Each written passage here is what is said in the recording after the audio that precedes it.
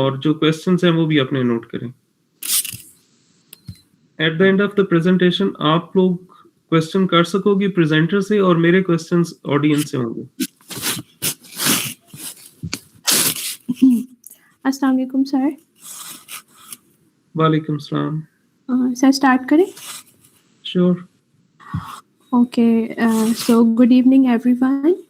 My name is Mahanur Adil and today I'll be presenting a case on forecasting at Hard Rock Cafe along with my group members Laiba Amjad, Laiba Kazi and Sabah Nisar. So imagine starting with just one small cafe and growing into a global brand with restaurants all over the world. That's exactly what Hard Rock Cafe has achieved. Hard Rock Cafe started as a small pub in London in 1971 and has grown into a global brand with over 145 restaurants in 60 countries. So, as the company expanded, it became more difficult to manage operations, and they needed a strong framework for making strategic decisions. So, they made three horizons of forecasting. So, the very first horizon is the long term forecasting. That company uses for to plan capacity and expansion. And the second is medium term forecasting or intermediate term that they use for to manage contracts for items like food and merchandise, like for the food supplies, beef, chicken, pork. And the third one is short term forecasting to predict monthly sales at each cafe. Now I'd like Laiba and Amjad to continue. Yeah. Thank you so much, Manur. So that we know that how Hard Rock forecasts, but how they collect the data that make forecasting possible. The answer is point of sale system (POS). So the textbook calls it the heart of sales forecasting system, and that's exactly right. Here's how it works: every single customer who walks into a Hard Rock cafe, he or she orders a meal. So each entry presents one customer. The moment that order is placed, the POS system logs a transaction. This data is then captured in real time across every cafe. Yes, sir? Oh, sorry. Anyways, so then that data is then transmitted daily to the corporate database in Orlando. So every morning, headquarters has a complete picture of what happened globally the night before. Now, why does this matter for forecasting? Because this create a rich, consistent, and historical database. When a manager in Moscow wants to know what guest counts looks like during a local festival 2 years ago, and that data is right there. So, so the POS isn't just a checkout machine; it's the data engine powering the entire forecasting operation. Next.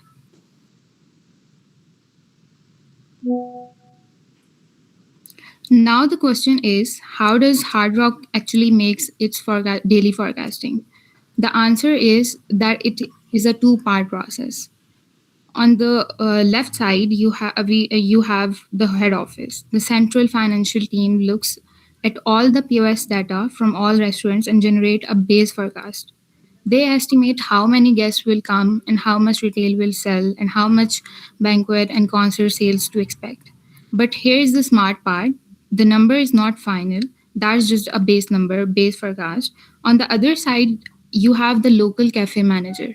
The manager takes that base number and adjusts its based on what is happening in his own city. For example, is there a big concert nearby, and or a sports match, a festival?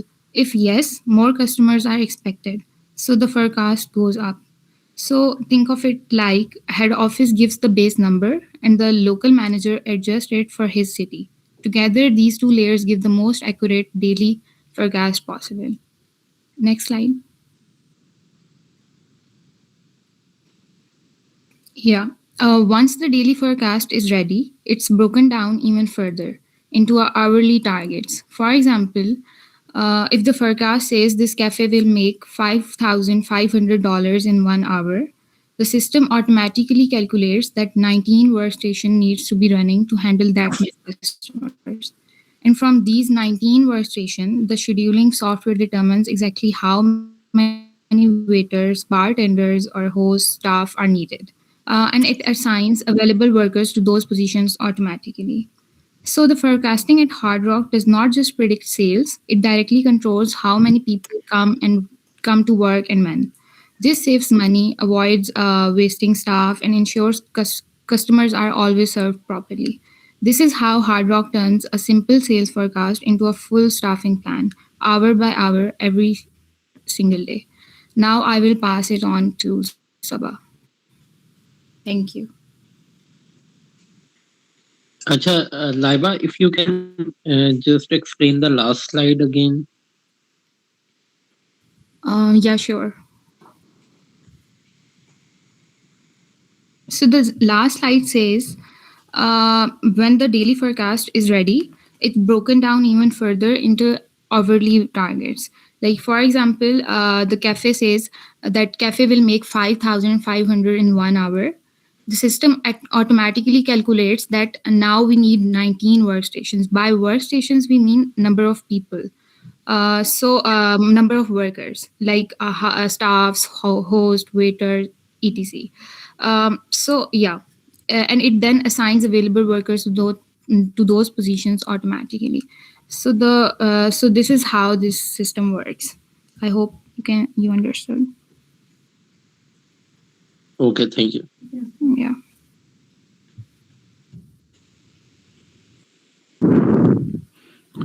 Forecasting establishes the baseline for manager evaluations. Baseline is the expected performance level. It is derived from forecasting models. Forecasting is not just about predicting how many customers will come or how many staff members are needed. It is used to set managerial performance expectations. This broadens forecasting into tool for accountability and evaluation. Corporate headquarters applies mathematical model to each cafe. This ensures managers are judged not subjectively but data-driven expectations. It's standardized performance evaluation across different locations. Each cafe has customized baseline. For example, a cafe in busy shopping district will have higher expected sales than one in the quiet neighborhood. The outperformance. Outperformance is when cafes' actual results go beyond the baseline. This is where incentives come in. Difference between actual performance and baseline is directly linked to financial bonus, which is known as delta. The bigger the gap above baseline, the bigger the reward. Meeting baseline mean you are doing what is expected, but it does not mean extra incentives. To get bonuses, managers must outperform their targets, which motivates managers to innovate, improve efficiency, drive growth beyond forecast. Next slide. The 40-40-20 weighted moving average. The formula takes from past 3 years, applies different weights. 40% weight to most recent year sales. This carries most influence because it reflects current market conditions, customer behavior, and cafe's latest performance. It also ensures target is relevant to today's reality. Next 40% weight sales from 1 year prior. This balances the formula by including previous year, preventing target from being uh, skewed by short-term fluctuations. 20% weight sales from 2 years prior. This add historical context but less influence. Ensures long-term trends are considered without letting outdated performance. Customized manager target. The outcome of formula is manager specific target. It is described as realistic because it blends past and present performance, localized because it is tailored to each cafe's unique sales. Target is then used to measure whether a manager is simply meeting expectations, a baseline, or exceeding them outperformance.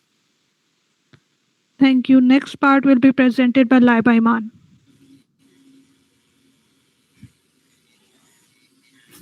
Okay, next slide, please. Let's carry forward this. I would like to explain. I would like to start from a multi-regression. So it's a way to see how one changes affect the everything else. Look at the example of cheeseburger. If they rises the price from $7.99 to $8.99, so what will happen? Most people think they just sell few burgers, but the data shows that why customer have a fixed budget if a burger feels too expensive, so they switch to the chicken sandwich or salad or even pork entries instead. So Hard Rock uses the smart to predict these shifts. They don't want to lose the customer, they just want to know where the customer is going to spend their money if the burger price changes. Next slide.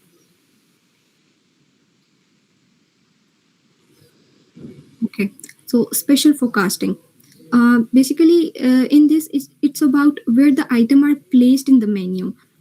People eyes always go to the center of the page first. So because of this, the center section drives the most sale. If they move a hamburger from center to the side flap, sales will drop. This happened because the item is no longer the first thing in the customer sees. But there is a most important thing. When burger sales drop, French fries sales drop too. But why? Because fries are compulsory complimentary item. People only buy them with a burger. This math help Hard Rock's design menu that guide customers to buy a full meal. Next slide. Now look at the real world example from the Moscow cafe. This table shows 10 months of guest count and advertising spent. In the first 8 months, the numbers are steady but low. But look at the 9 month and the 10th one. The guests jump from 43,000 to 66,000. Look at the advertising now. This increased their spend from $14,000 to $60,000. This table proven that the more they spend on marketing, the more guests walk into the door. It shows that advertising is the direct cause of a growth. And next slide. And this graph shows that when they spent very little on ad, the guest count stayed low, but the marketing wasn't strong enough to reach new people. So the graph create a rule book for the manager. It removes the guessing. If a manager wants a specific number of guests next month, they just look at the lines to see exactly how much money they spend. They need to spend on ads to get them. It makes the marketing budget a small investment, not a gamble. Next slide. To wrap it all up, here is how Hard Rock uses these forecasts in every part of the business. So in strategic sourcings, they plan year ahead, so they don't run out of the beef for burger or leather for jackets, just to keep the supply chain moving.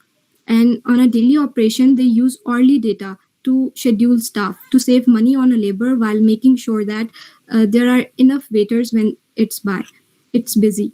And for human capital, they uses a 3 years average to give manager bonuses because it's fair. It prevent a manager from being punished from one bad mouth that wasn't their fault. And in a predictive growth, they uses the math they talk about to pick the best prices and menu layout to keep on going. So in conclusion, Hard Rock Cafe is more than just a music and burger. It's a data company. They uses these models to understand exactly why customer behave the way they do, which allows them to run 145 restaurants successfully around uh, across 60 countries. So that's it from our side. If you have any queries, you are free to ask. Thank you.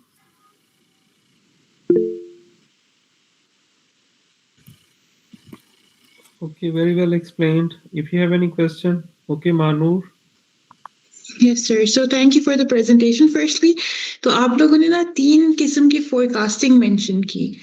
Which do you think it's the most important for a restaurant that's opening a new branch, as you guys mentioned? So for opening a new branch, that would be long-term forecasting because it requires planning for capacity, building size, and long-term investment. So yeah, it is long-term forecasting. Right. Thank you.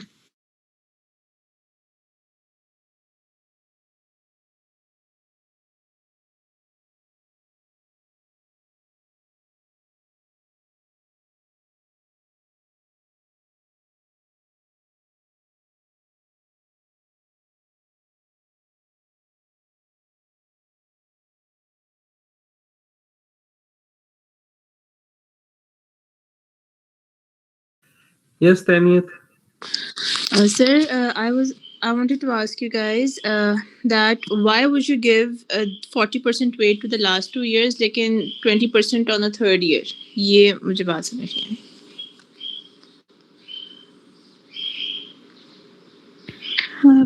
क्योंकि recent years का जो data होता है ना, वो better reflection होते हैं current economy की और मैनेजर की करंट स्किल की. थर्ड ईयर भी इम्पोर्टेंट है वो शो करने के लिए consistency, but it is old compare to last year. All right. Thank you.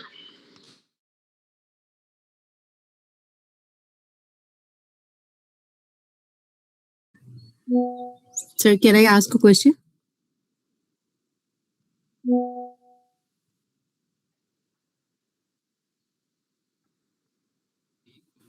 Yes, Laibal Singh, go ahead. So my question is, what would happen if this cafe like stopped entirely forecasting? अगर बिल्कुल भी कोई forecasting वाला ये thing ना हो तो what is going to happen?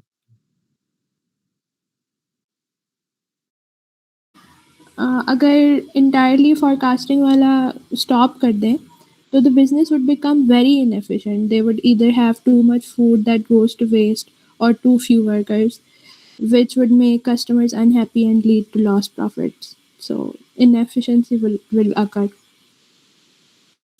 Okay, thank you so much. देखिए, सेकेंडली ये भी होता है बेटा कि अगर आप फोरकास्टिंग नहीं कर रहे हैं तो इट मीन्स कि इसको हम kind of research and development कहते हैं ना, ठीक है. इट मीन्स कि आप फिर अपने फ्यूचर को फोरकास्ट करके एक्चुअली प्लानिंग कर रहे होते हैं जो आप नहीं कर रहे. तो अगर आप प्लान नहीं करेंगे तो इसका मतलब है कि फिर आपका जो बिजनेस है वो सही तरह से हो सकता है ग्रो ना करे, क्योंकि जितनी भी हम पहले भी बात कर चुके हैं कि जितनी लीडिंग कंपनीज होती हैं वो लीडिंग कंपनीज इसीलिए होती हैं कि वो पहले से प्रिपेयर्ड होती हैं जो भी आगे सर्कमस्टांसेस आने वाले होते हैं और उसके मुताबिक उन्होंने अपने सारे रिसोर्सेज अलाइन किए होते हैं. मार्केटिंग में एक बड़ा जबरदस्त फ्रेज ये कही जाती है कि prepared minds avail the opportunity. ठीक है, तो अगर इन्होंने फोरकास्ट किया होगा और आगे इनको अपॉर्चुनिटीज नजर आ रही हैं तो they can avail those opportunities. और अगर वो पहले से रेडी नहीं है तो फिर ऑब्वियसली जो रेडी होगी कंपनी वो अपॉर्चुनिटी अवेल कर जाएगी, तो इनका मार्केट शेयर कम हो जाएगा. ठीक है. दूसरा, इससे पहले जो एक क्वेश्चन था किसी स्टूडेंट का कि ये जो 40% और 20% के वेट्स दिए हुए थे, वेटेड मूविंग एवरेज में हमने ये चीजें पढ़ी थी कि जो मोस्ट रिसेंट पीरियड होता है ना उसकी ज्यादा इंपॉर्टेंस होती है as compare to the older periods. अगर ये पहले दो पीरियड को ही ज्यादा वेटेज दे रहे हैं, क्योंकि ये वेटेज देना भी आपकी अपनी एक सोच होती है, मतलब अपनी एक फीलिंग होती है कि किसको आपने ज्यादा बेहतर वेट देना होता है. लेकिन it's obviously important, it's clear, और ये होता है कि जो भी रीसेंट पीरियड होता है उसको ज्यादा हम वेटेज देते हैं बिकॉज सर्कमस्टांसेस उसी के हिसाब से चेंज हो रहे होते हैं. ठीक. तो वह वेटेज आप उसको दे सकते हैं ज्यादा. जी, नेक्स्ट कौन है? अलियान.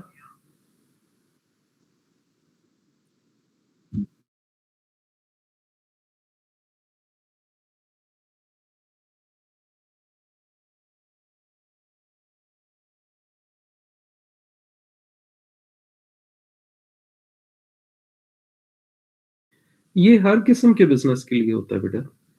कोई भी बिजनेस हो, जब मूविंग एवरेज या वेटेड मूविंग एवरेज जिसको हम कह रहे हैं वेट्स असाइन करने होते हैं, तो आप किसी भी आप रियल स्टेट का ले लें अभी, ठीक है, अगर आप अपने ही कंट्री में सराउंडिंग्स में देखें तो हम कह रहे हैं जी रियल स्टेट का बिजनेस जो है वो इन दिनों स्लो जा रहा है। तो अगर आप नेक्स्ट फोरकास्ट करना चाहेंगे तो ऑब्वियसली जो मोस्ट रिसेंट पीरियड होगा वो आपके लिए ज्यादा बेहतर इंफॉर्मेशन दे रहा है, इसलिए हम उसको ज्यादा वेटेज दे लेते हैं। और आपको याद होगा, अभी चलें क्लास इस प्रेजेंटेशन के बाद मैं आपको वो ग्राफ भी दिखा देता हूँ कि जो weighted moving average method use किया था वो ज्यादा एक्चुअल के करीब था। जो एक्चुअल फिगर्स आ रही होती हैं और फोरकास्टेड फिगर्स आ रही होती हैं, वो जितना करीब होंगी उसका मतलब है उतना ही हमारी फोरकास्टिंग एरर कम है, ठीक है, और वो ज्यादा बेहतर हमें रिजल्ट्स दे रहे होते हैं। इसलिए हम ये किसी भी बिजनेस में आप अप्लाई कर सकते हैं ये फॉर्मूला। जी निर्मा। यस सर, मेरा क्वेश्चन रिग्रेशन से रिलेटेड था। एक तो मुझे उसकी इतनी ज़्यादा समझ नहीं आई। मैं ये पूछ रही थी कि उसमें हमने इंडिपेंडेंट वेरिएबल जो चूज़ किया है वो हमने क्यों चूज़ किया है, हमने कौन सा चूज़ किया है, ये क्वेश्चन था मेरा। बेसिकली उसमें हम एक एग्जांपल को टेस्ट कर रहे थे, उसमें हमने ना चीज़ बर्गर की एग्जांपल ली थी। तो एज एन चीज़ बर्गर की प्राइस को हमने इंडिपेंडेंट वेरिएबल लेकर हमने मल्टी रिग्रेशन मॉडल यूज़ करके जो दूसरी आइटम्स थे जस्ट लाइक उसमें हमने सैलड को मेंशन किया हुआ था और एक आई थिंक सो पोर्क था, उसकी हमने सेल्स को प्रेडिक्ट किया था कि हमें पता चलेगा कि अगर हम इसकी प्राइस इंक्रीज कर देते हैं चीज़ बर्गर की तो उसका इम्पैक्ट दूसरे जो आइटम्स हैं उन पे क्या आएगा। So most of the customer जो कि जिनका बजट आउट हो जाएगा वो चीज़ बर्गर नहीं ले सकते, तो वो कौन से आइटम्स पे स्विच कर जाएंगे। That's the main point. ठीक है, रिग्रेशन में चलें तो ये यहाँ अभी पे आज हमारा हम डिपेंडेंट वेरिएबल ये है कि दूसरा। जी जी बोलो।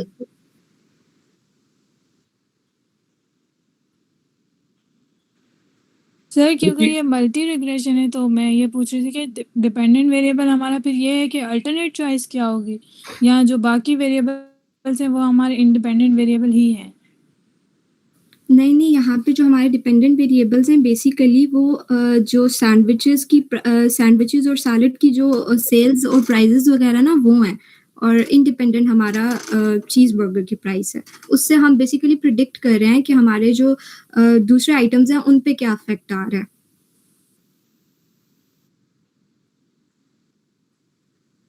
ठीक है,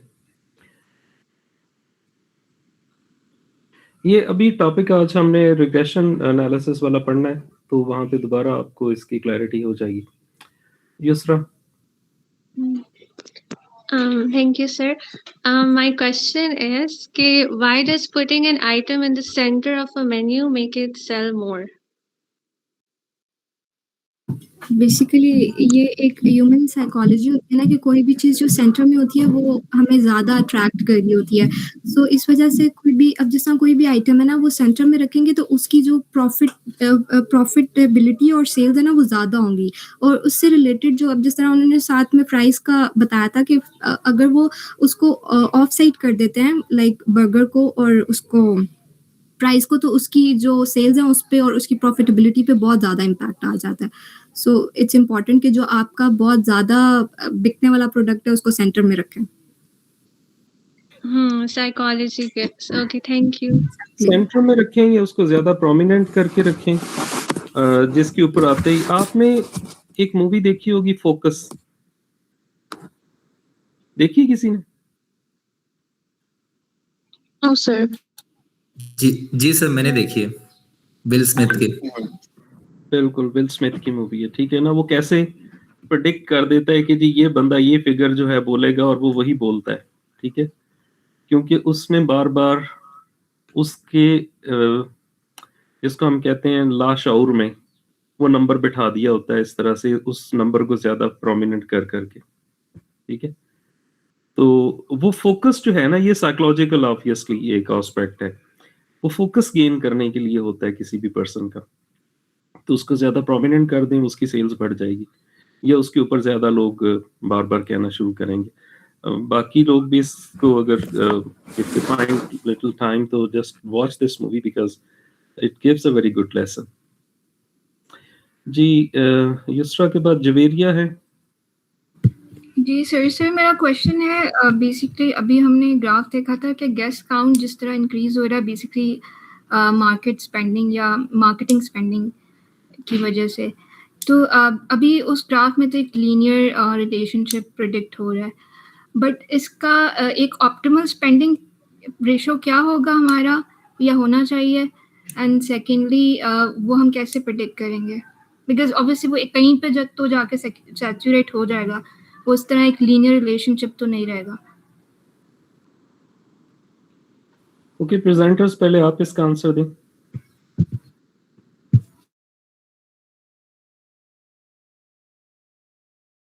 सर बेसिकली इसमें यही है ना कि जब वो ऑप्टिमल पोजीशन पे पहुंच जाएगा तो वो अल्टीमेटली सैचुरेटेड हो जाएगा, तो उसमें उसको फिर हमें ज़्यादा आगे लेके जाने की ज़रूरत तो नहीं पड़ेगी। अब जिस तरह इसमें उन्होंने देखा कि जब उनका 66,000 स्पेंट हो गया 10 मंथ्स का, तो फिर वो इससे आगे तो नहीं मूव कर सकते, लाइक वो सैचुरेट हो जाएगा ऑटोमेटिकली।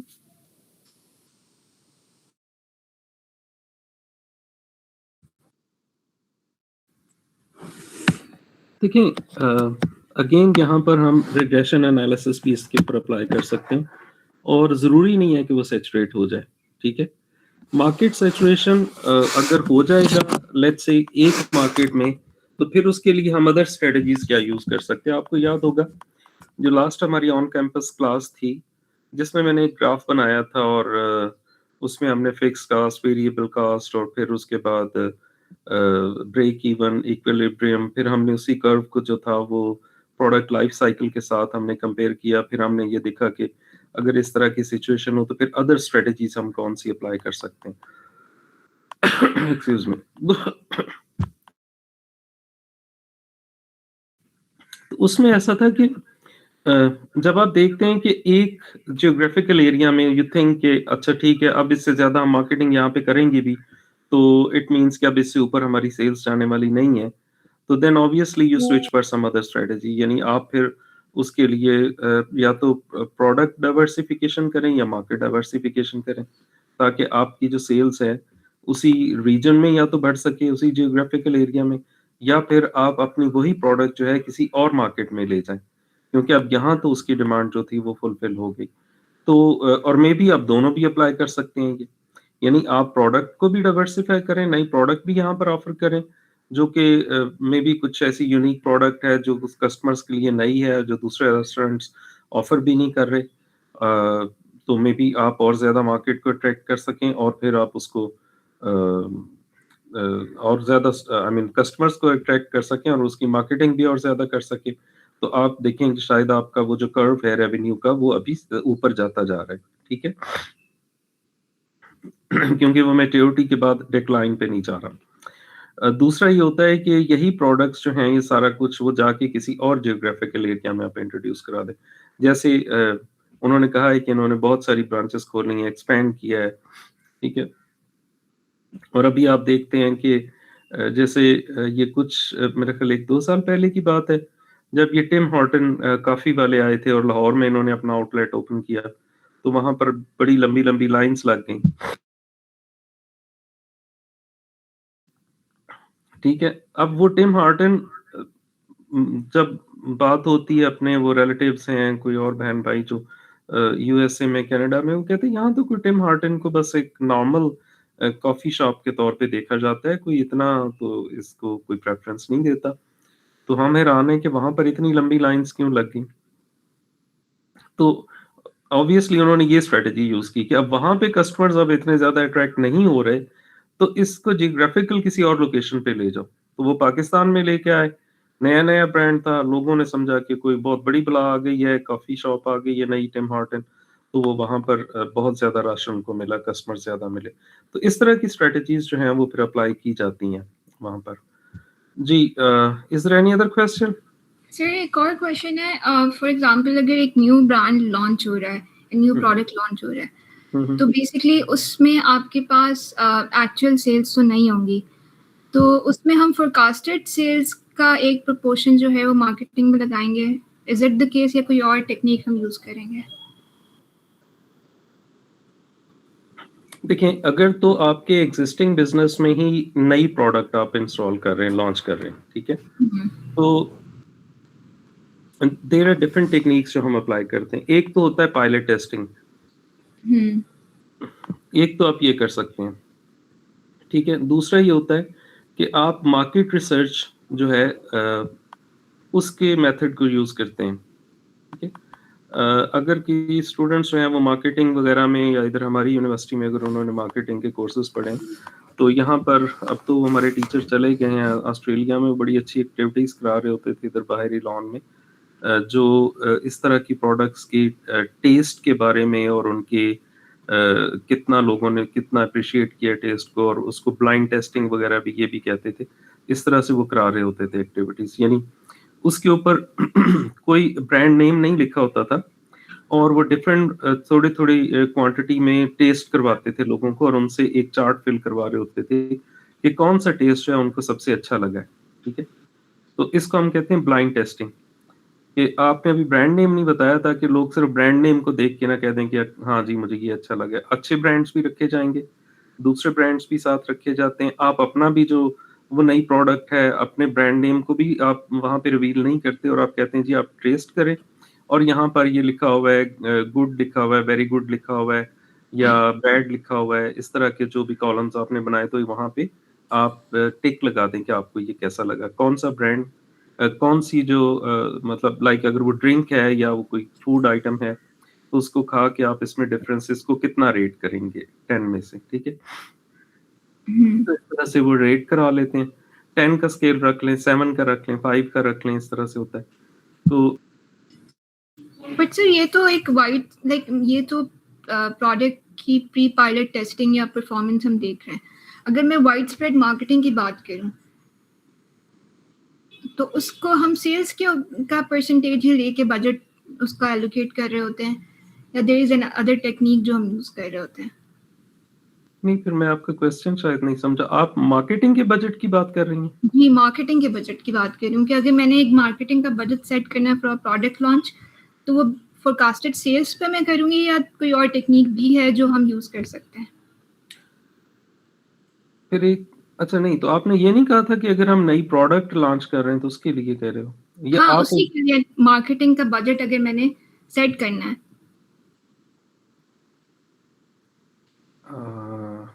अच्छा देखिए, अगर तो सिंपली आप अपना नेक्स्ट ईयर के लिए मार्केटिंग बजट सेट करना होता है, तो वो तो ठीक है कि आप पास में जो बजट आप कर रहे हैं वो उसके मुताबिक। दूसरा ये है कि अभी ये जो उन्होंने एग्जांपल दी थी कि आप उसको डिपेंडेंट और इंडिपेंडेंट वेरिएबल पे रख के देखें कि कितना बजट लगाने से कितनी सेल्स ऊपर जा रही है, तो वो ठीक है। फोरकास्टेड सेल्स पे ही होगा ना, क्योंकि ये तो न्यू प्रोडक्ट हो गया, इसका एक्चुअल डेटा तो अवेलेबल नहीं है हमारे पास। अवेलेबल नहीं है, बिल्कुल ठीक है। तो जो नई प्रोडक्ट है इसके लिए तो कोई डेटा भी अवेलेबल नहीं है, इसलिए इसके ऊपर अभी हम बजट को बस एक स्पेकुलेशन के मुताबिक रख सकते हैं। अच्छा, ठीक है। या हम जो दूसरे मेथड्स मैंने आपको बताया कि पहले आप मार्केट को वैसे कोई पायलट टेस्टिंग वगैरह कर लें, छोटे पायलट टेस्टिंग का मतलब ये होता है कि स्मॉल लेवल के ऊपर, स्मॉल स्केल के ऊपर आप पहले लोगों की ओपिनियन देख लें, फिर उसके बाद देखें कि आप इसके ऊपर हमें कितना बजट लगाना चाहिए। अच्छा, ठीक है। हाँ, ये ग्रोसरी स्टोर्स के सामने भी जो बड़े स्टोर्स होते हैं, मैंने देखा है नई प्रोडक्ट कोई इस तरह के, वहां पर भी वो मार्केट टेस्टिंग उसकी कर रहे होते हैं, पायलट टेस्टिंग। तो छोटे छोटे स्मॉल वो बूथ लगा के ना, तो बस वहां पे फ्री में दे के और आपकी ओपिनियन बस वो जानना चाह रहे होते हैं जी। अच्छा सर, एक और क्वेश्चन भी है। जिस तरह अभी उन्होंने ग्राफ शो किया था जिसमें उन्होंने मार्केटिंग स्पेंड जो है वो कम रखा हुआ था, एंड ऑब्वियसली वो जो गेस्ट इनफ्लो था वो भी कम था। जिस तरह उन्होंने मार्केटिंग स्पेंड बढ़ाया है तो गेस्ट इनफ्लो भी बढ़ गया। तो इसमें हम फिर लॉस ऑफ सेल को भी हमें कंसिडर करना पड़ेगा कि अगर फॉर एग्जांपल हम बहुत कम मार्केटिंग स्पेंड रखते हैं तो हमारा ऑब्वियसली वो इनफ्लो कम हो रहा है, उसकी वजह से हमारा रेवेन्यू या प्रॉफिट जो है वो कम हमें रिसीव होगा। तो ये भी तो एक इम्पैक्ट है कि एक सर्टेन ऑप्टिमल स्पेंड होना चाहिए। यस, बिल्कुल ठीक है, ऐसा ही जी। जुल्फिल।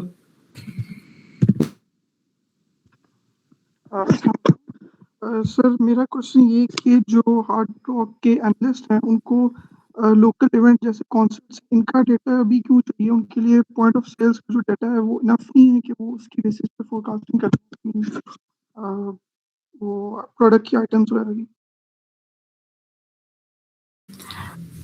वो जो पीओएस जो सिस्टम है ना, वो डाटा सिर्फ हमें वो बताता है कि पास्ट में क्या हुआ है, पास्ट में क्या सारी थी, उसके अकॉर्डिंगली फोरकास्ट करता है।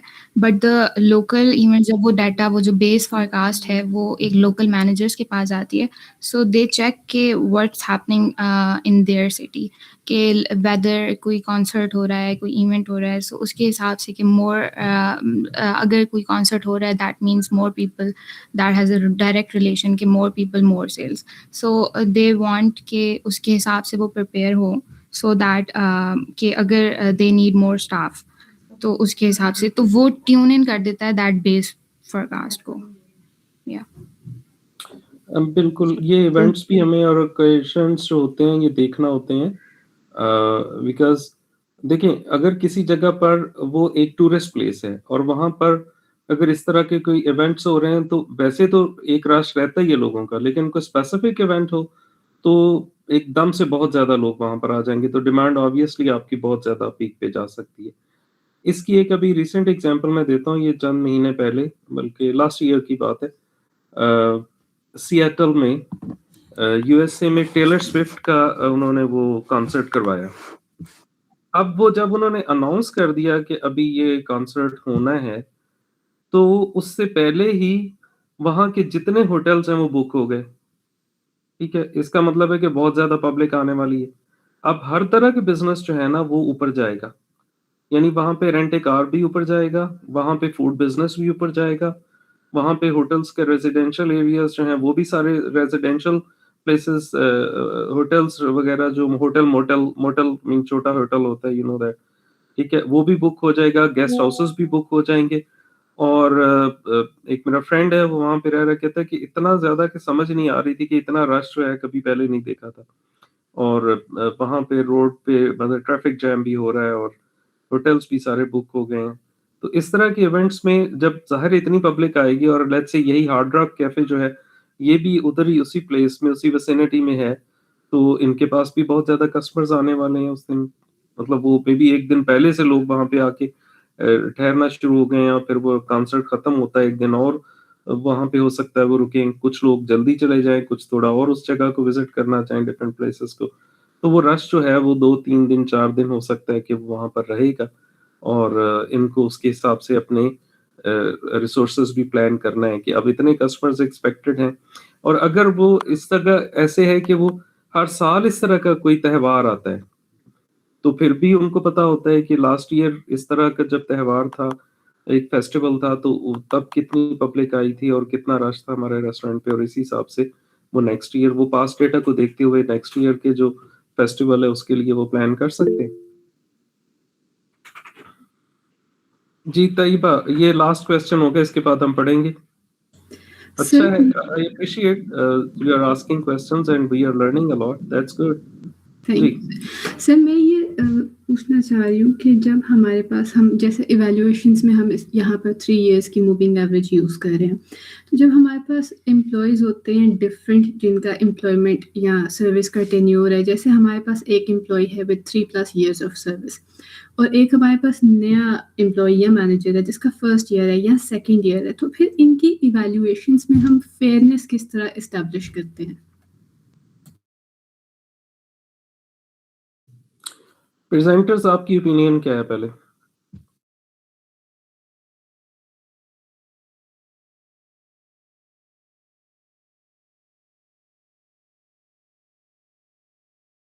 ओके, अगर तो आप एम्प्लॉइज की परफॉर्मेंस एवेल्यूएशन की बात कर रही हैं, यही बात कर रही हैं तैयबा? जी सर।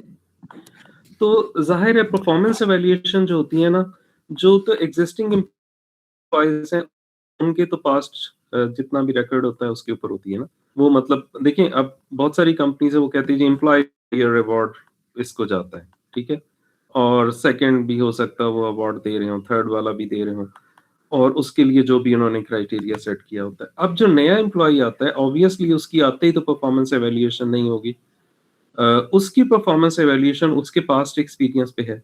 लेकिन अभी वो किसी अवार्ड वगैरह के लिए आप उसको वैलिडेट नहीं कर रहे कि नया एम्प्लॉय है और आप कहें कि जी ये year of the employ of the year हो गया, ठीक है ना। वो तो जो पुराने एम्प्लॉयज हैं ज़ाहिर है आपके साथ लॉयल हैं, तो वो तो उन्हीं को वो सारा कुछ जाएगा रिवॉर्ड उसका।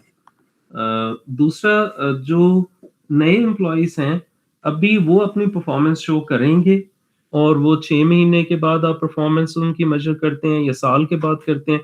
देखिए जो नया एम्प्लॉय आता है कम से कम 3 मंथ्स का तो प्रोबेशन पीरियड ही हम काउंट कर रहे होते हैं नॉर्मली, 3 to 6 मंथ्स। कुछ ऑर्गेनाइजेशन में तो साल तक का प्रोबेशन पीरियड भी जा रहा होता है, लेकिन उसके बाद उनको कहते हैं जी ओके कंफर्मेशन हो गई। यानी ये परफॉर्मेंस पहले आपने चेक करना होती है कि ये जो एम्प्लॉय आया है ये 1 साल हमारे साथ इसने काम किया और अब हम ये देख रहे हैं कि yes he is a good employ, तो इसको हम 1 साल के बाद हम इसको कंफर्म करेंगे या 6 महीने कम से कम उसको देखेंगे।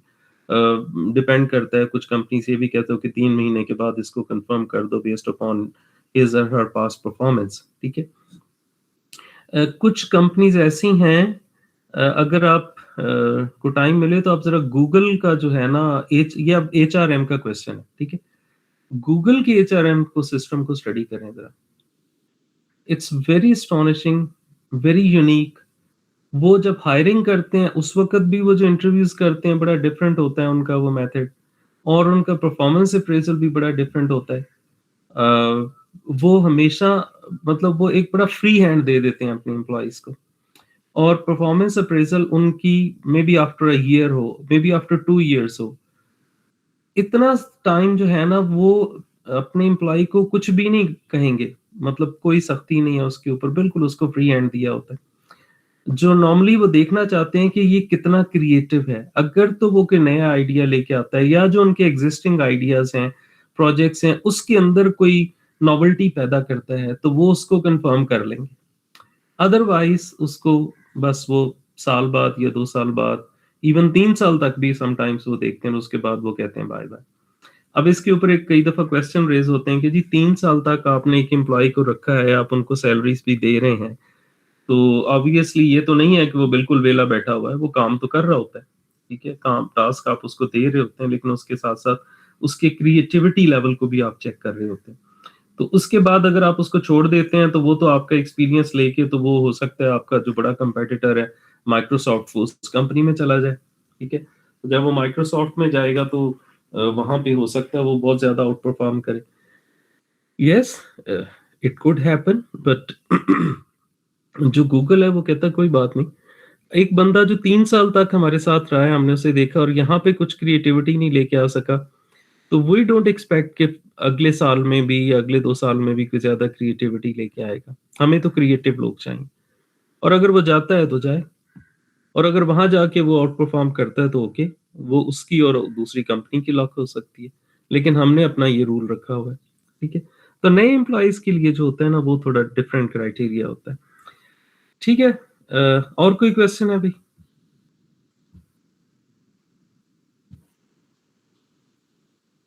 ओके,